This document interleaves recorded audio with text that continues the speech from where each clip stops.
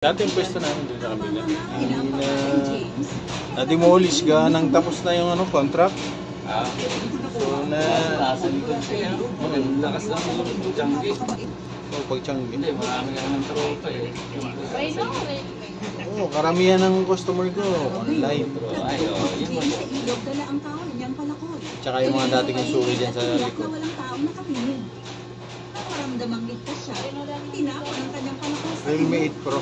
Sigaw ng kapansin-pansin. Hindi kung alam, meron naman dyan. Looking for cellphone technician kay Jobstep. Pangit ang tama nito, CPU.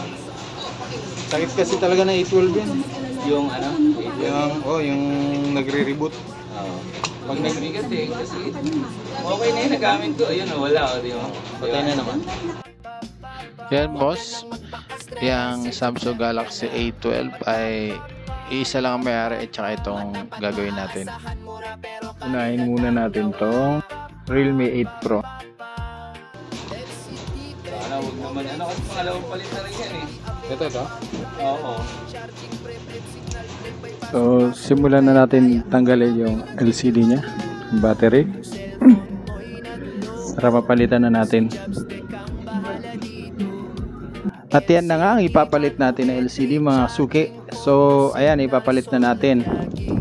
Ito nga pala pinagawa ni Kuya kasi yung isang cellphone niya medyo malaki ang sira nun kasi CPU. So, kailangan pang i-revolve yun. So, ito muna yung pinagawa niya, Realme 8 Pro. Dalawang palit na rin daw to. So, pangatlo na to. Kaya, ikabit na natin para may magamit si Kuya. So, yung mga gusto magpagawa naman dyan, pwede naman po direct message. So, kaya kontakin nyo lang ako sa Messenger or sa Facebook. May YouTube channel din tayo. So, yung YouTube channel natin bago lang. Kaya wala pa tayong ganong subscriber. So, sa Facebook lang tayo marami. Dito tayo kilala. So, ayan nga. Babalik na natin yung battery ni Kuya para matesting natin. So, ayan. Sinulpakan natin ang charger at ayan, okay na. Walang kahirap-hirap. So, ibalik na natin para may magamit lang si Kuya. So, ang usapan namin dito sa isang unit ay dito na lang muna na to.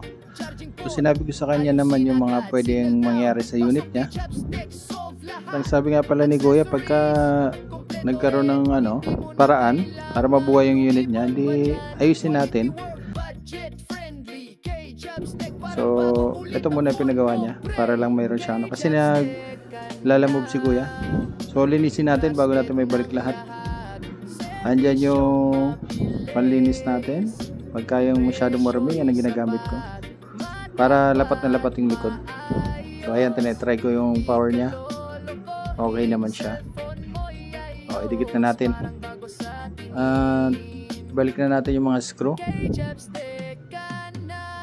So, ayan, kakabit na natin yung screw. Then, habang medyo patuyo na yung dikit, magandang lapat pagka ganyan. Lagyan mo muna siya ng pandikit, tapos ilapat mo.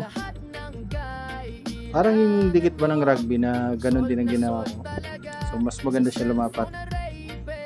So, ayan po. Depende po na lang sa technique ng mga technician yan.